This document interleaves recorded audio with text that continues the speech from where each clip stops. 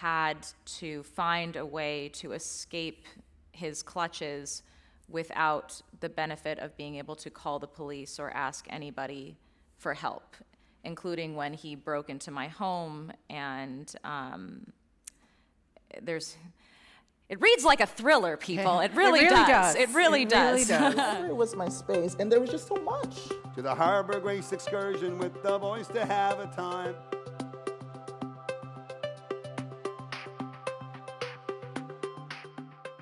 Well, welcome, Amanda, and thank you so much for this beautiful, beautiful memoir. Thank you. Thanks to all of you. You could be at home watching the leadership debate, which I know is so fascinating. But I think we're going to have a more fascinating discussion here tonight.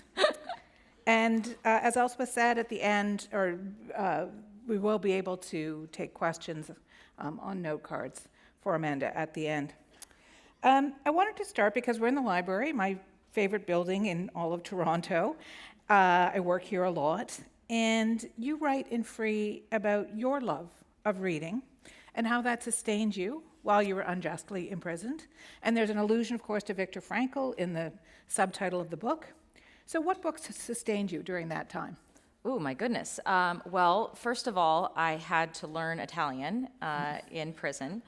And so the best way that I can recommend to learn a language very quickly is go to prison. Because no one speaks your language there. And then get a copy of a novel that you have read over and over and over again already, so that when you read it in the foreign language, it actually becomes familiar to you. So I was reading, I found a copy of Harry Potter and the Goblet of Fire in the prison library, and that was a huge stroke of luck. I'm a very lucky person. And no, I am. This is a recurring theme, but that was also a joke. So, does Quidditch have a different word in Italian? There's a different word for everything okay. in there. But yes, so I was basically taking all of the sentences in this Harry Potter book and deconstructing them and figuring out the language through that. So dictionary, Harry Potter equals fluency. Okay.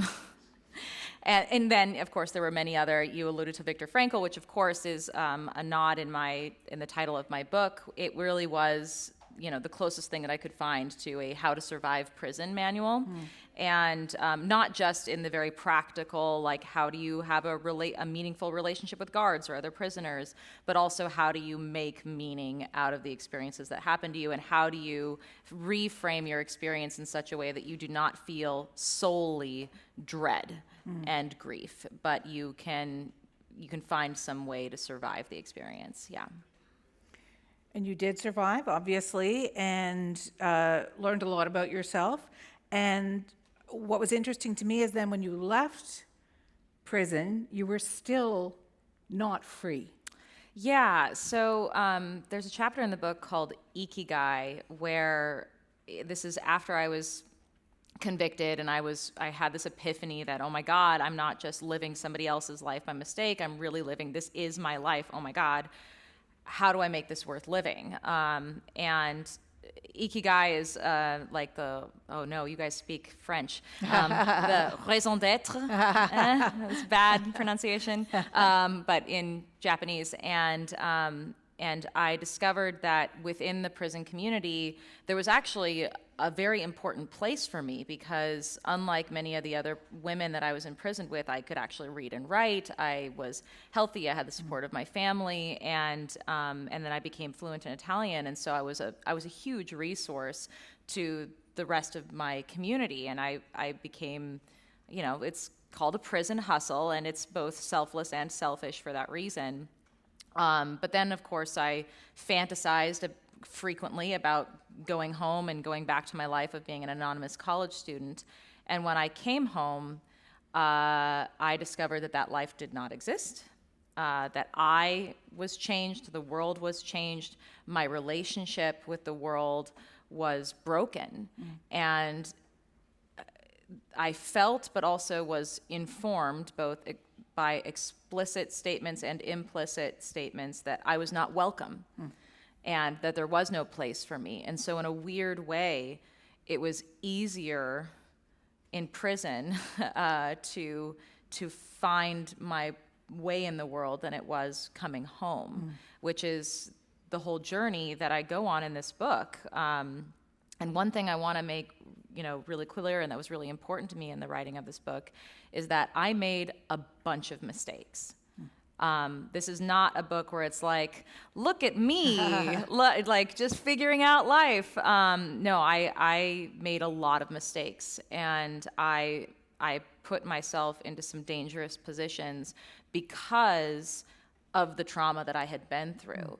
And the fact that it was this prolonged, ongoing, indefinite trauma that had taken over my life. And as a 25-year-old young woman trying to find a place in the world where I belonged and where I felt like I didn't have to explain myself and prove my innocence, was deeply, deeply long and winding and troubling. Which of those mistakes that you made in retrospect seem to be the most impactful to your life, that you maybe learned from the most? In the book, I describe meeting someone that I call Mike, that is not his real name. It was in 2014, which was vying with 2009 for being like the worst year of my life. I was reconvicted of murder. My sentence was raised from 26 years to 28 and a half years. I was facing extradition. I graduated from college. Yay! But also, anyone who's graduated from college also knows that sort of unnerved feeling of, okay, now what am I supposed to do? And so I felt me and my boyfriend broke up at the time, so everything in my life was in disarray. I didn't feel like I could plant roots in any meaningful way. I was directionless. And then this young man not named Mike, entered my life. I went out to a bar with a girlfriend, which I never did. And he introduced himself as a person who had just got out of prison for something he didn't do. And I believed him. And I immediately latched onto him because a part of me felt really bad for him, like it seemed like he wasn't getting any help. I had got a lot of help when I first got home, so I was a little bit in the spirit of paying it forward. But I also think that I positioned myself as his mentor and eventually his lover because I felt like if I could help him, that would distract me from the fact that I couldn't help myself. And eventually I discovered that he was in fact a dangerous, guilty person, and I had to find a way to escape his clutches without the benefit of being able to call the police or ask anybody for help, including when he broke into my home. And it reads like a thriller, people. It really does. It really does. Yeah. And yeah, so I that was a really huge low point for me because I had to call my family to help me once again, save me, this time from myself. And I felt like maybe this like horrible life that I was living was really my fault, and I couldn't trust myself anymore. And so learning to trust myself again after that experience of really putting myself out there and trying to make a connection with someone who I thought would understand me, as an advocate, but also as a person, as a woman, really informed me to like really rely again on those red flags that we all quelch in moments of desperation and need, and to listen deeply to myself and the people who I loved and who loved me. So it's interesting you describe it as a mistake and a low point, because also it speaks to something that really runs through the book, which is your desire and your need when you came out to respond to the world with generosity, empathy, kindness, openness, and that was the way you were going to heal. Yeah, I felt so ostracized by the rest of humanity, so vilified and so misunderstood, and I couldn't think of any other way. I desperately wanted to make a connection again. I wanted to belong to humanity again. And initially, my efforts to attempt to belong resulted in disaster. And then, of course, I went on to have not disastrous experiences that are great, and thank goodness. Found love. I found and love, now you're a I found mother, friendship, yes. and all of that. And I went on, I got so encouraged by all of those positive experiences that I dared to have a relationship with my prosecutor, which of course is a huge through line in this book. I say that there are two main big relationships in this book that I talk about, and one is my relationship with my mother and how over the years she has been my greatest supporter, my greatest champion, and also my greatest critic. And my prosecutor, who was the boogeyman villain in my life, who I reached out to in an effort to understand him and to understand why he had done this to me, and ultimately turned into something of a distant uncle, I don't really know what to call him. Not frenemy. He's not a frenemy, no. He's both an adversary and an ally. It's the most bizarre thing. Honestly, like, just the psychology of, like, this weird thing that we have going on is, like, that I'm still trying to understand it, honestly, because, we still have a relationship to this day. And before the book came out, I translated it for him. I translated the entire thing into Italian so that he could read it. And fascinatingly,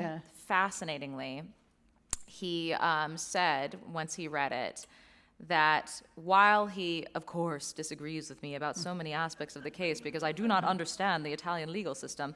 I don't think anybody does, really. No. He said that he had never felt more seen. Oh. That's so interesting.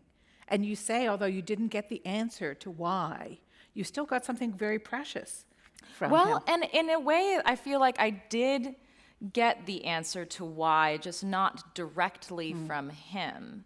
When I first reached out to him, it was before the pandemic. It was in 2019. And I thought, like, I had convinced myself that surely if this person had just sat in a room with me for an hour outside of the adversarial criminal justice system where he was the prosecutor and I was the defendant, that surely he would realize that I wasn't a depraved sex monster.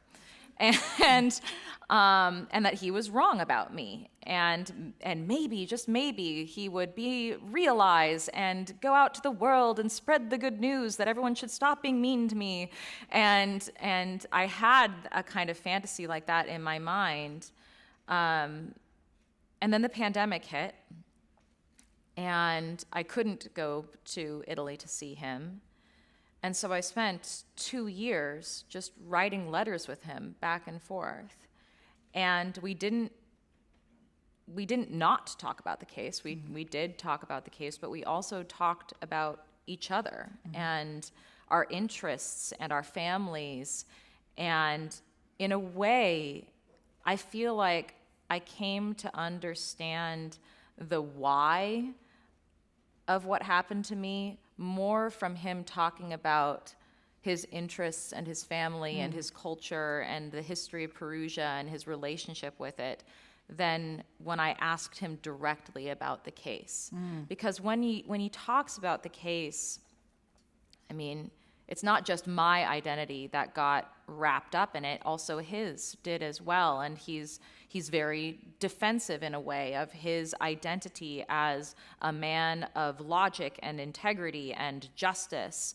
And so, there are ways that he sort of evolves in his understanding of the case over the course of our correspondence, and I talk about that in the book. But even in the ways that he doesn't, like, I recognize in him a sort of identity crisis at the heart of his resistance to reconsideration of certain things.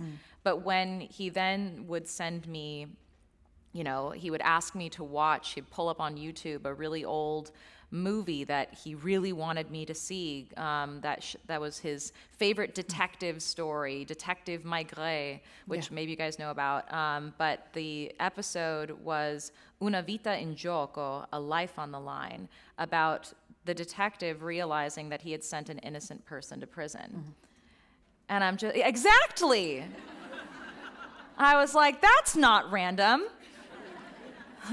And so again, like, I think that what a big takeaway from me from that experience was, if you put yourself in a position to witness a human being in the way that they feel comfortable sharing themselves, they will reveal themselves. And I feel that Giuliano revealed himself to me. And possibly to himself as well. I think so, yes. He does talk about how of all the people in the world, he thinks that I know him best.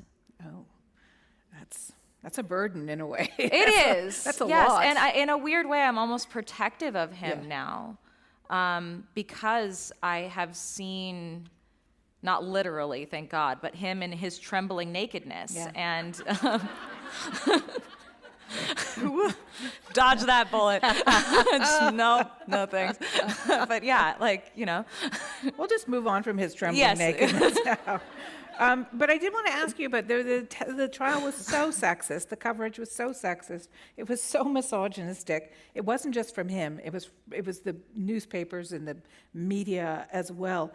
It was sexist and sexy, and I think that's what it all comes down to, because it was like pornographic in nature, right? Because you were a pretty 20-year-old girl from America. And Meredith was a pretty 20-year-old girl from the UK, and she was a victim of a sex crime, and I was implicated, and it raged out of control. I mean, that's the main reason why this case became so big. It wasn't even really what happened to Meredith necessarily, because unfortunately women get sexually assaulted and murdered every day, and it doesn't rise to the level of the international consciousness. It was the fact that a woman was accused of a man's crime, and that the idea of this misogynistic idea that I really believe was packaged by the prosecution and delivered and profited off of by the media was this really ancient notion that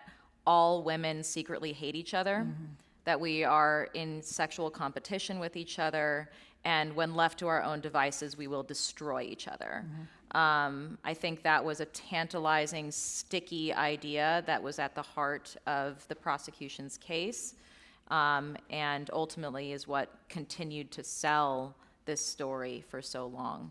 Is she the innocent, naive angel, or is she the murderous, seductress, woman-hating whore? Because those are the only two things you can be. That is only possible thing, guys. Sorry to say.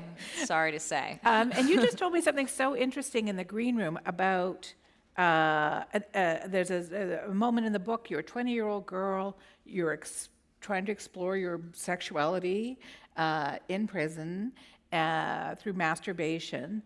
And what happened when you put that in the book? Oh, yeah. So that's my OnlyFans chapter. So enjoy that. I know, like, romantasy or whatever is all the rage these days. No, that was actually a really important chapter for me to write, because I had been, from a very young age, demonized for my sexuality. Like, I was accused of being a sexually depraved young woman, and my very normal sex life was blown out of proportion. It was turned into this crazy fantasy. And I really struggled then as a very young, honestly rather inexperienced in the sexual world person to like, there was a second there where I blamed my sexuality, my like being a young sexually desired being, for what was happening to me. And it didn't just stop with the media. Like, I was sexually harassed by guards. I was, brought in by the second in command in the prison on a daily basis there for a minute, so that he could try to interrogate me about my sex life and try to convince me to have sex with him. Like, it was really bad, guys. It was really bad. And I was made to feel a tremendous amount of shame, and to really, like, the idea of being desired became repulsive to me. Like, it was so twisted up with all of this punishment that I was experiencing. And then, years go by in prison, and I intuitively understand that there's nothing wrong with me and my sexuality. And so I learned how to masturbate in prison. And when I wrote about this in the book, I delivered a manuscript to one of my agents, and he was like, "You need to remove that chapter, because the last thing we need is a Foxy Knoxy masturbating in prison headline." And I was like, well, that's the point, though, is like, I'm not allowed to be like, women are either sexual and bad, or they're non-sexual and good. And like this, I'm trying to like break that schism. Like, we are sexual. Sorry. Like, it is a fact. And also, I don't read a lot about masturbation, and so people should write more about it. So, like Jilly Cooper did, and in the 80s there was lots of books about it. I feel like okay, it needs a comeback. It needs a comeback. Thank you for doing this. And then when you in your more recent life, you joined an elite sisterhood that you call the Sisterhood of Ill Repute. Indeed. What is that all about? Well, the Sisterhood of Ill Repute is this sisterhood of women who have been very publicly vilified, primarily through their sexuality, but just because that's how women tend to be vilified. But I talk about, for example, my relationship with Monica Lewinsky, who came into my life in early 2017, right before I ever gave my first ever public talk. Up until that point, I had written a book and all of that, but I was very badly treated by the media at the time when my book came out, and I was living with this sensation that no one would believe me if I ever told my story. Nobody cared what I had went through. I was constantly being told that I was not the real victim, and so I should just stop complaining about what happened to me, and so I should just shut up and disappear. And I was living with that sort of paradigm put on me when I was invited to speak for the first time, and to a room full of strangers like this one, which was utterly terrifying. And right before, and at the same conference that I was due to speak at was also Monica Lewinsky.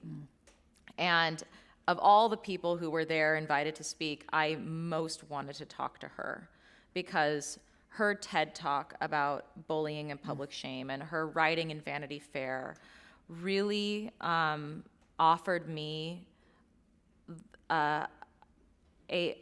first of all, I felt very, very recognized in what she was talking about as being like a very young person who all of a sudden became globally vilified, primarily through her sexuality again, and was like contained in this box of shame and then put into the ground and buried there, and no one would have been surprised or sad if she had killed herself. Like, that was her reality, and that was what I was feeling at the time. To see her coming out and using her voice to tell her story and to shed light on these social injustices really showed me that there was maybe a path forward for me. And so I immediately asked her if I could meet her, and she invited me up to her hotel room. She made me tea. She talked to me about, like, she just very much like big sistered me in this moment when I was feeling the most dread about putting myself out there, and she was exactly the person that I needed to talk to in that moment. And you know, we've remained friends since then. We're working on a project together right now. She's a very incredible person. Can you tell us what it is or no? Oh yeah, she is executive producing a Hulu show about the my Hulu life. show, Yeah. yes. Yeah. Which is a dramatization, right? Yes, a dramatization. Yep. Okay, well, if we have time, we're going to get to Yeah, that. hang in there. I do want to ask you about this idea of using your voice and your advocacy for good. And the conference you were speaking at was the Innocence Project. Well, that first conference was actually some like billionaires private conference thing. So, but yes, I do most often speak for innocence organizations, often to do fundraising and stuff like that. But yes, so in case you don't know, the Innocence Project is an organization that began in New York. There are many innocence projects throughout the United States and also throughout the world. I highly recommend looking into your local innocence project. I think there's only one in Canada, and you're a very big country. Because we have no wrongfully accused people here. No. No history of that whatsoever. That's why. You There put them out go. of business, Yeah. really. Okay. But yes, so I highly recommend looking into your local innocence project and seeing what they're up to, because everyone, I mean, especially in the United States, every state is different. People are trying to change law, so they're not just looking into individual people's cases and trying to help, you know, overturn wrongful convictions and free innocent people. That is the primary purpose of each organization. But there's also a legislative aspect of it. Like, I frequently go and speak to the Washington State Legislature in favor of changing laws to protect innocent people before they get wrongly convicted. Oh, this is about stopping police from lying during Yes. interrogations, right? Yes, yes. So, fun fact, if you didn't know, police can lie to you, and they will lie to you. And this is a very dangerous tool. I go into it at length in this, I could go into it at much length, and I won't right now, but if you're curious to know more about like the history of police interrogation techniques and false confessions primarily, I did a big podcast series about it on my podcast Labyrinths. It's called False Confessions. It's easy to find. But you know, the main thing that I talk about, and this is the main object of my advocacy right now, because it is also, I think, the main reason why I was, you know, wrongly imprisoned and convicted in the first place, was because I was coerced into a false confession, and in a very despicable way.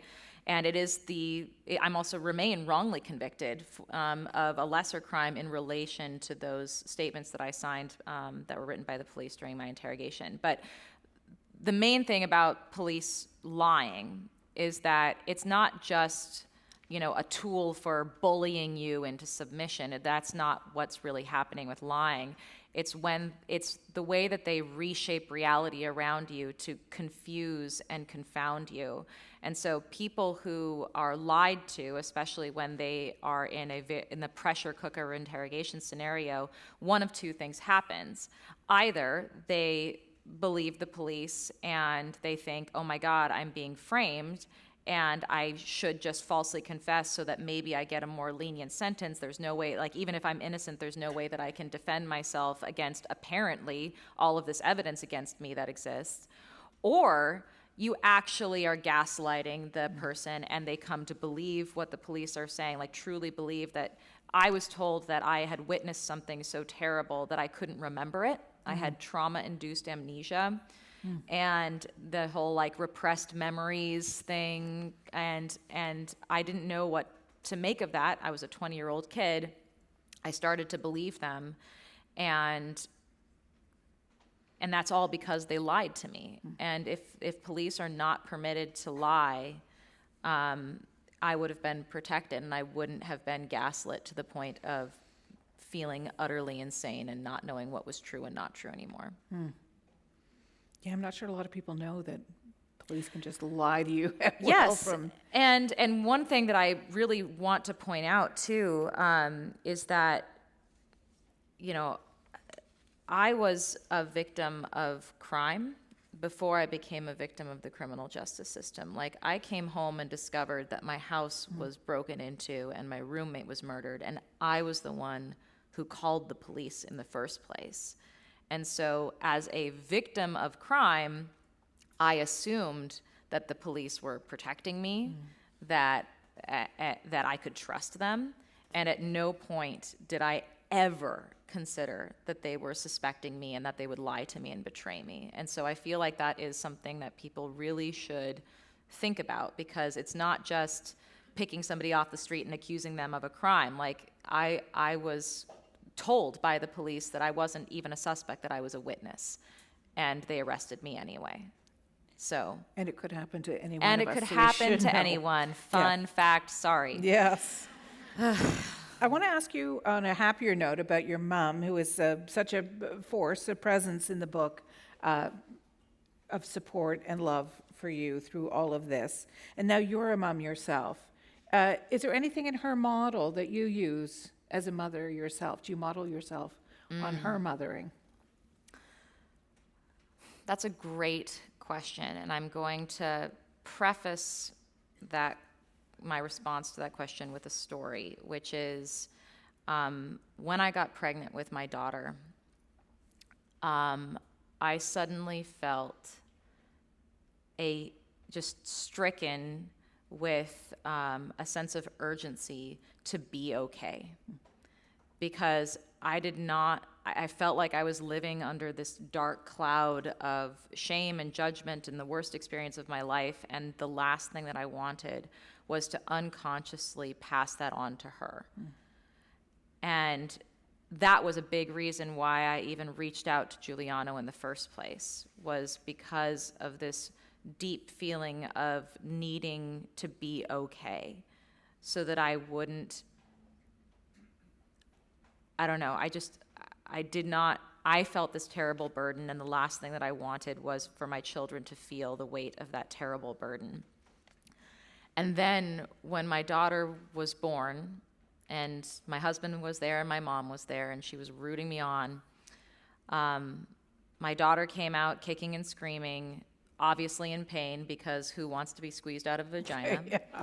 So nice and warm in there. It's so nice and warm, but, and she was in pain. And I was struck by how I could not take that pain away from her. I just couldn't.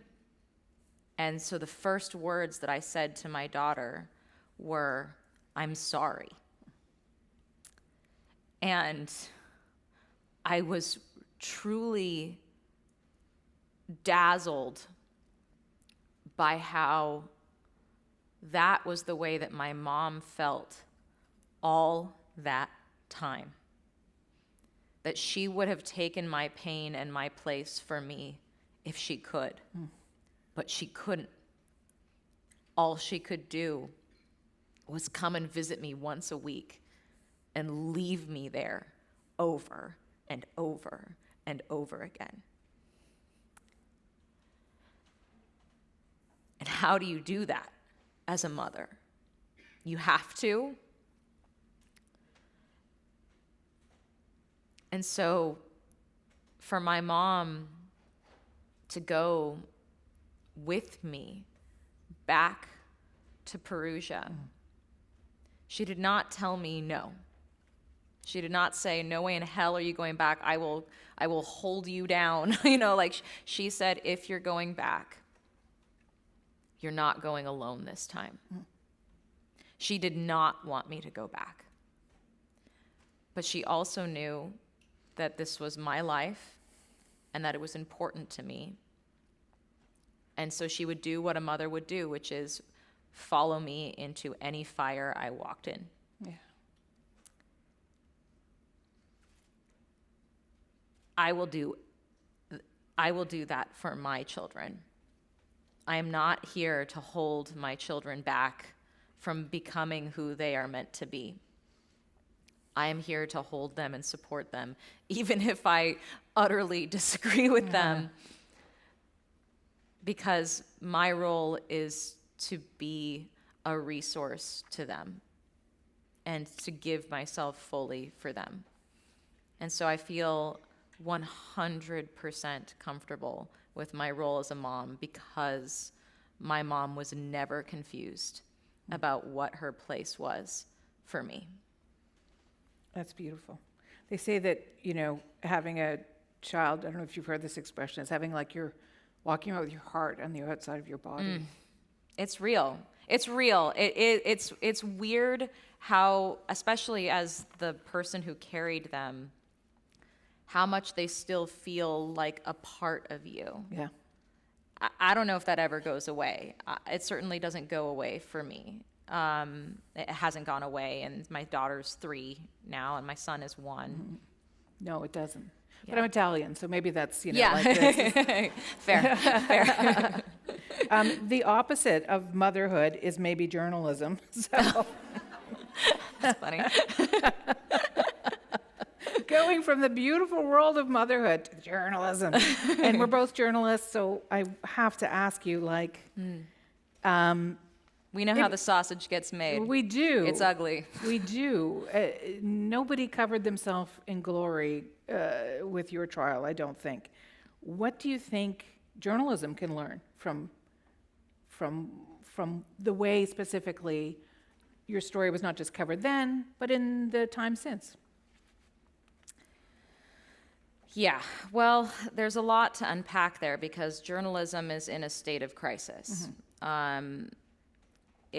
The economics of journalism do not allow for journalism with integrity.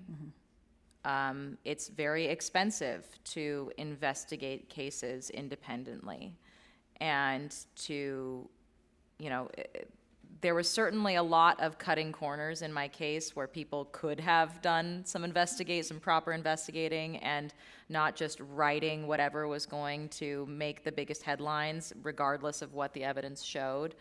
But I do think that journalism needs to take and consumers of journalism also need to take a long, hard look at ourselves and ask ourselves, what are we doing this for?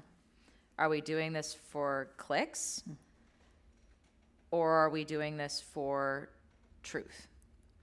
And one of my greatest regrets is that the truth of what happened to Meredith got lost in all of the scandal around the case, because the scandal was ultimately what sold papers, not the truth of what happened to Meredith. And so I think that as one thing that I think about a lot, especially when I think about myself and true crime, is who has the most at stake in the telling of a story, and considering what that person thinks about the telling of the story, given that they have the most at stake. I did a big series on the ethics of true crime, I the was history going to and ask you ethics. about that, yes. Yeah, so I did, for my podcast, I did a series called Blood Money about the history and ethics of true crime, which as a genre, which is actually fascinating because way back, if you think it's bad today, way back in the day, they were inviting people to visit crime scenes to see the bodies for themselves. It was insane. And it has evolved over time, and it's become something that is not just good or bad, right? On the one hand, it's exploiting the worst experiences of people's lives for entertainment content. And on the other hand, it is drawing attention to cases that otherwise would be swept under the rug by the authorities. Yeah. And they're especially in cold cases and missing person cases, there are people who are desperate for any kind of attention and help and crowdsourcing of resources to help find a missing person or solve a case that it has been dismissed by authorities as unsolvable. And so people will go to these true crime conventions, or now I'm discovering there's a thing called true crime cruises that are just, they have asked me, And so, but like, Disney, true crime. yeah, Clues. it's like pose with your body and like white chalk, like, but like it's a real industry that like preys upon the desperation of real people to connect with other human beings who can help them. And I think that on the one hand, like there's a lot of great, transparency that has arisen because of the true crime genre. Like even the fact that we're discussing true crime ethics at all, I think in part started from the Netflix documentary about my case that really revealed the media as an active agent in the course of justice. But also at what cost? And so, in my Blood Money series, there was a through line that I originally intended for the entire thing, where I was speaking to a crime victim who was in conflict with a true crime journalist who was writing about her missing sister's case. And they were at each other's throats. And I was trying to mediate between the two of them as a part of the story. Like, can there be some kind of common ground found in this discourse?